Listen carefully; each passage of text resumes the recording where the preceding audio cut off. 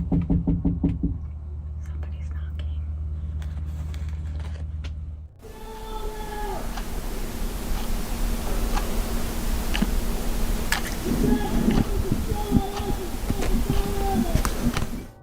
In this video, we are looking at Allison Sharp, a full-time van camper who relies on careful planning and situational awareness to stay safe while traveling alone. Before arriving in a new city, Allison explains her system. She researches the safest neighborhoods, looks for patterns in the search results, and then chooses nearby locations where she can park discreetly. For this trip, she's heading toward Columbia, South Carolina, using a Walmart near a supposedly safe area as her initial reference point. After a long stretch on the road, she stops briefly to eat and use the bathroom. Dinner is simple, prepared inside the van. Cooking in a Walmart parking lot feels familiar, almost comforting, even if it's not glamorous. Still unsure about Walmart's overnight policy, she tries calling ahead. No answer. Past experiences flash back, late night knocks, security interruptions. The uncertainty is enough to make her uneasy. When she notices security patrolling the lot, she decides not to risk it. Instead, she eats her food.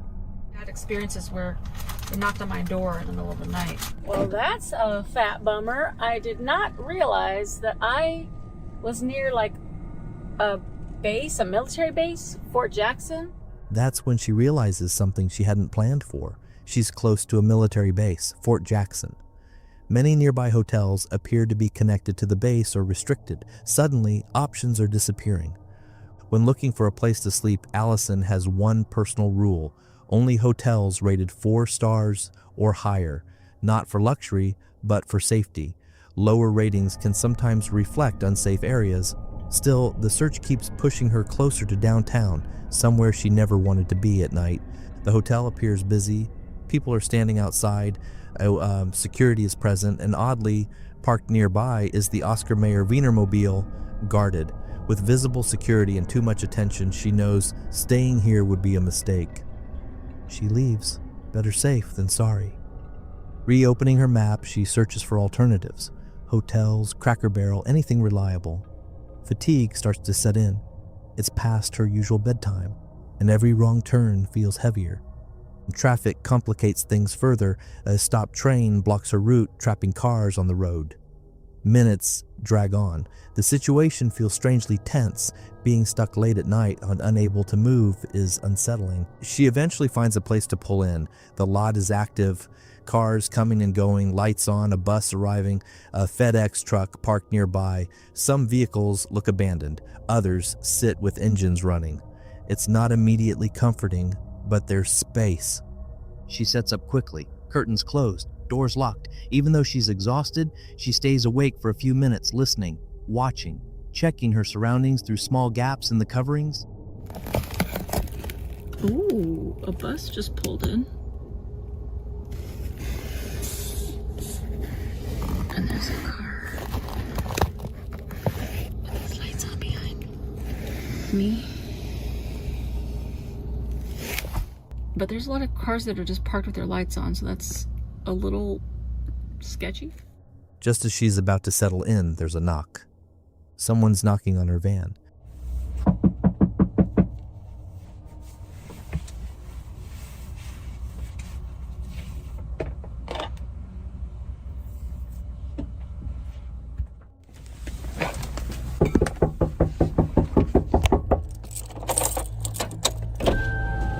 Hi. Hey, you have a room? This is the first time out of hundreds of hotel parking lots that she's ever gotten the knock. It hasn't even been 5 minutes. Because she had just arrived, she knows they saw her park.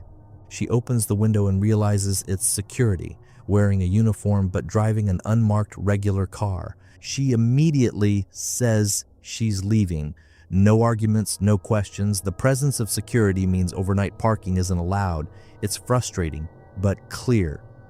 Finally, at 11:15 p.m., she finds a spot and lies down. The night has been long, stressful, and exhausting.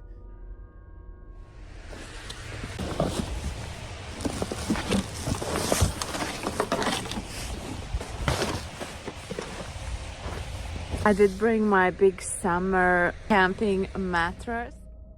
In this video, we are following the YouTuber Samantha Dews, who sets out to camp alone in extreme winter conditions. This is her first time ever car camping in the middle of winter, during a season marked by relentless snowstorms, freezing temperatures, and closed roads.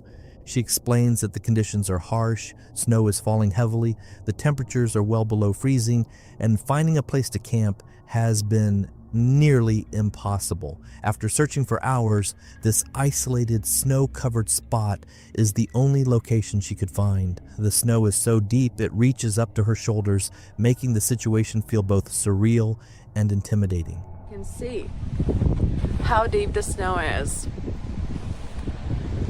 It's all the way up to my shoulders.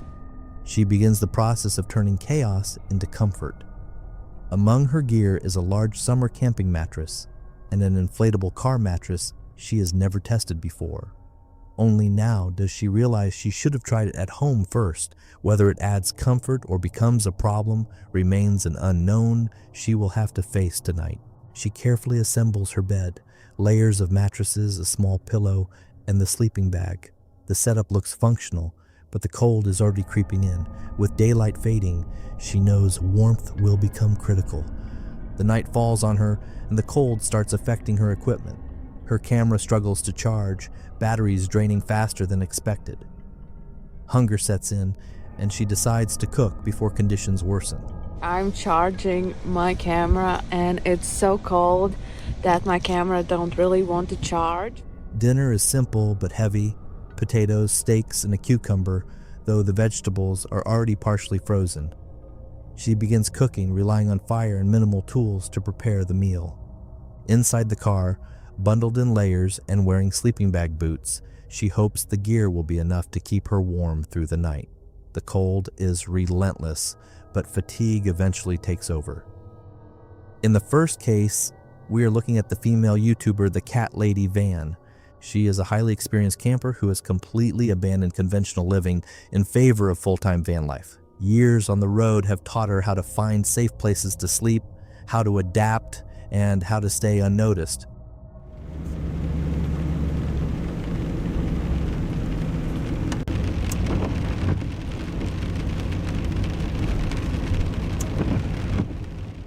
Her day begins calmly as she explains how a Walmart she has relied on for years has suddenly changed its rules.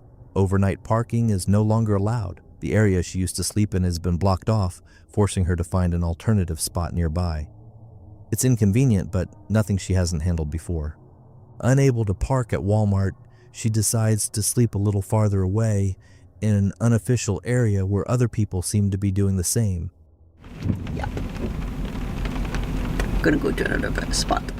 It feels slightly risky, but temporary. She reasons that if others can get away with it for one night, she probably can too. The night passes quietly, and she sleeps well. She cleans the van, vacuuming pine needles left over from recent camping. These small tasks provide comfort and a sense of normalcy. Outside, the wind grows stronger and colder, making it clear that staying inside is the safest choice.